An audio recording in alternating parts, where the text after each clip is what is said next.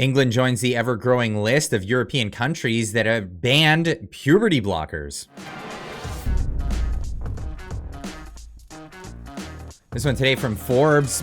UK bans puberty blockers for minors.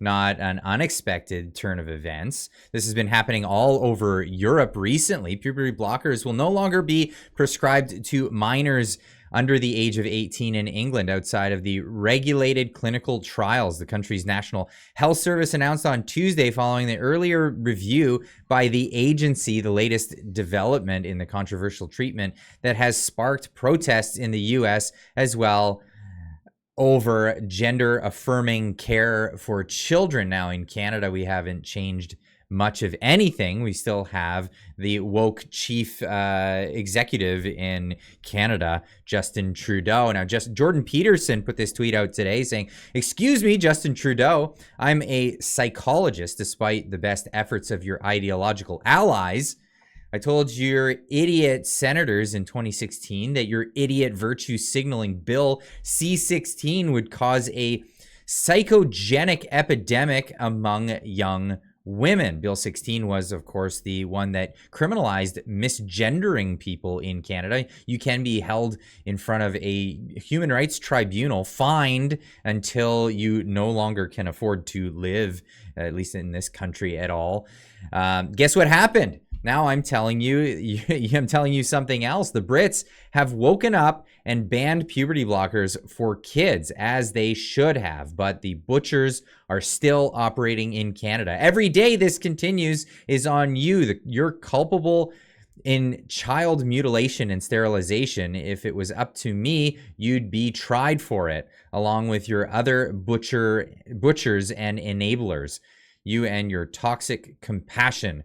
For shame, Canada, and then leaves a link to the study. Now, the study here from NHS England, clinical policy, puberty suppressing hormones. Puberty suppressing hormones, or PSH for short, are not available as a routine commissioning treatment option for treatment of children and young people who have gender incongruence, or what we hear as gender dysphoria.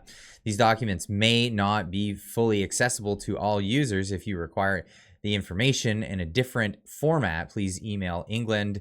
The email's right there. Anyway, I'll leave a link in the description down below if you need any of this information. It's in here. PDFs, the files are there, as well as you can email them. I don't know how quick they are to give that back to people who are not British taxpayers, but nonetheless, if that's the information that you're looking for, you could probably get it from them there. Here's a bit of the study here. Puberty suppressing hormones for children and younger people who have gender incongruence or gender dysphoria. The commissioning position, puberty suppressing hormones, are not available as routine commission treatment option for treatment of children and young people who have gender incongruence or gender dysphoria. Later on in this write-up, they give some current treatments and what they have decided. NHS England has carefully considered the evidence conducted by NICE 2020, and has identified and reviewed any further published evidence available to date.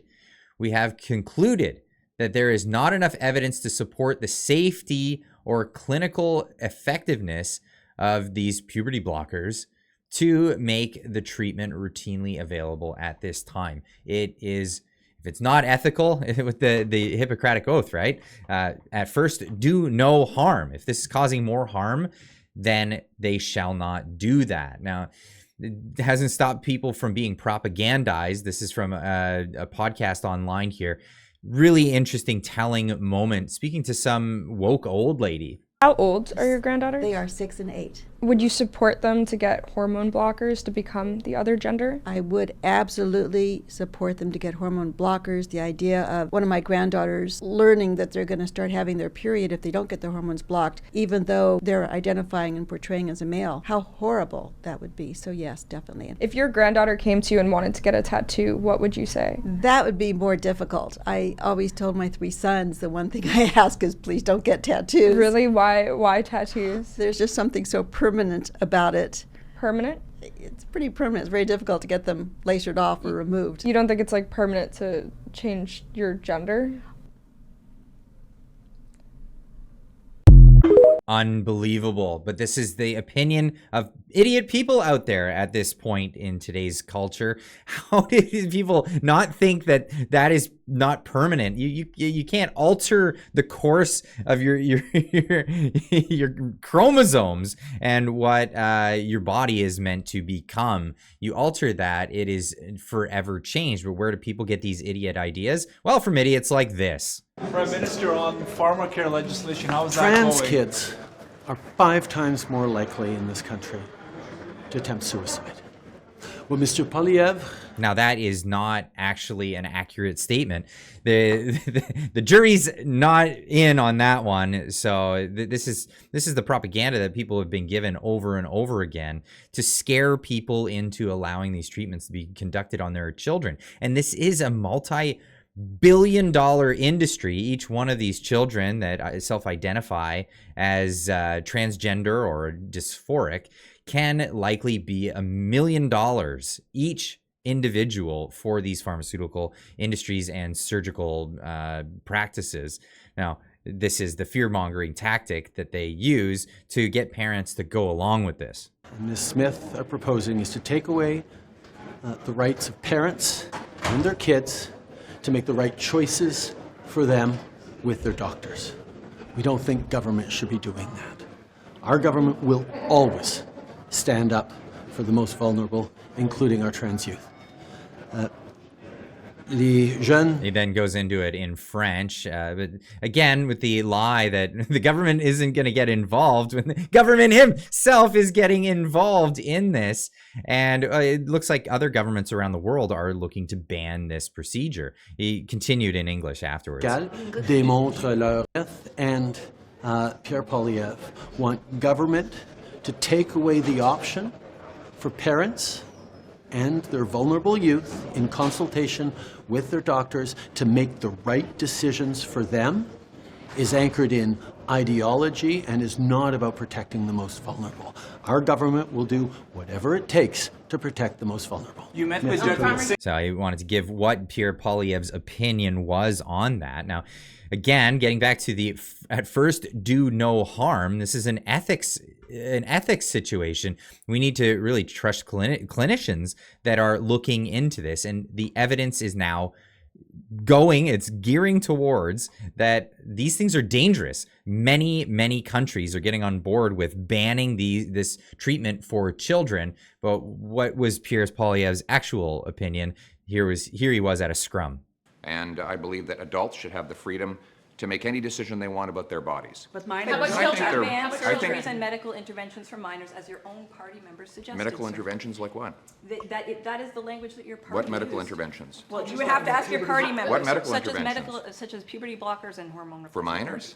Yeah. Yes. Irreversible? You're talking about I like how he mentions that. Puberty blockers for children.